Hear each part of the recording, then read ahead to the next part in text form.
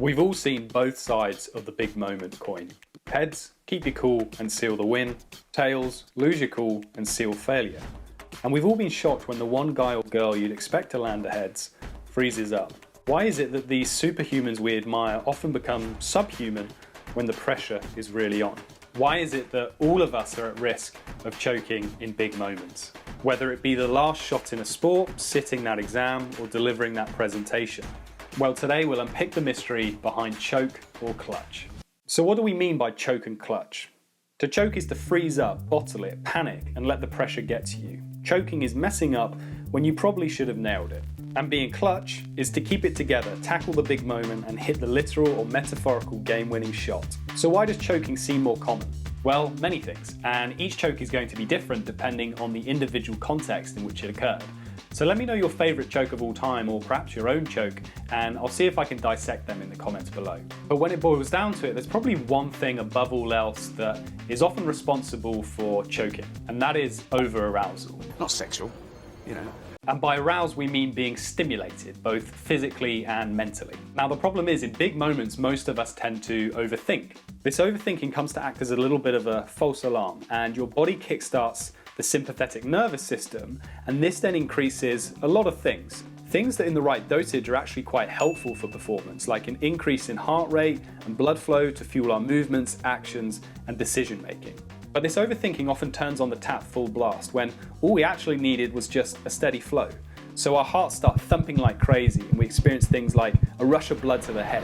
And this makes us feel anxious or nauseous and all other types of feelings that ultimately mean our attention becomes divided. So instead of focusing purely on the specific task at hand, we start thinking about all these yucky feelings. So it's no wonder that we can't perform that fine motor skill, retrieve that piece of information, or get those words out.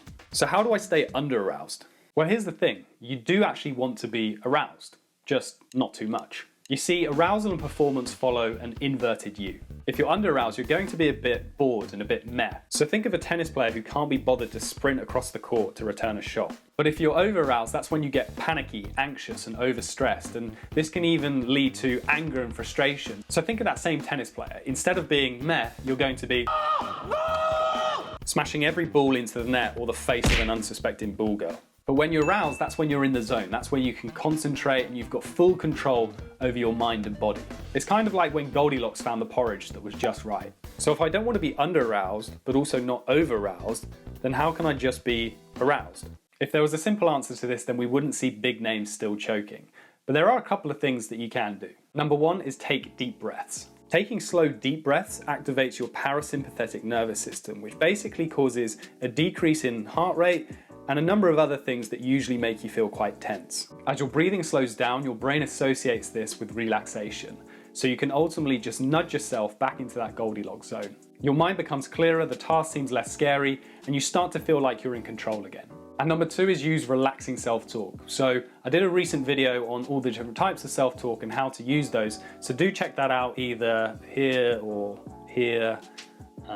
Bottled it, choked. But during times when the heat is on, it's important to verbalize statements that can help you relax. And it's important to actually speak aloud, as much as that might seem cringe to you, because even when we're not over-aroused, we tend to have around 50 thoughts per minute. So your mind is constantly racing, and the simple act of actually speaking forces you to focus and direct your attention onto one singular thing. So I encourage you to find your own relaxing phrase that can just help ground you and reassess the situation a little bit more. And so my personal favorite is the phrase, "it's just," because this is a great statement that just allows me to take the sting out of the tail of almost any situation and gain a little bit of perspective. So you could say it's just a jump shot, or it's just a test, or it's just talking to people. And again, those words of "it's just" helps dial things back a notch so you can get back into that optimal level of arousal. So these are just two very simple but effective skills that a lot of top performers are increasingly turning to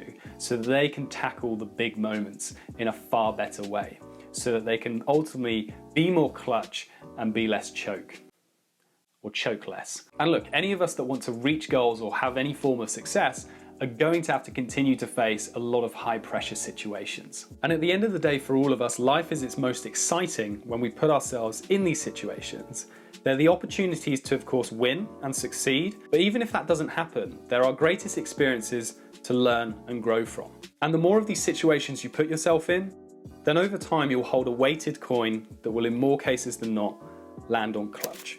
So that's a wrap on that one. I hope you stop choking, be more clutch. You've got the skills to do it, bit of deep breathing and some relaxing self-talk. There are, of course, other things, and those will be revealed in future videos. So do hit that subscribe button, and I'll see you in the next one.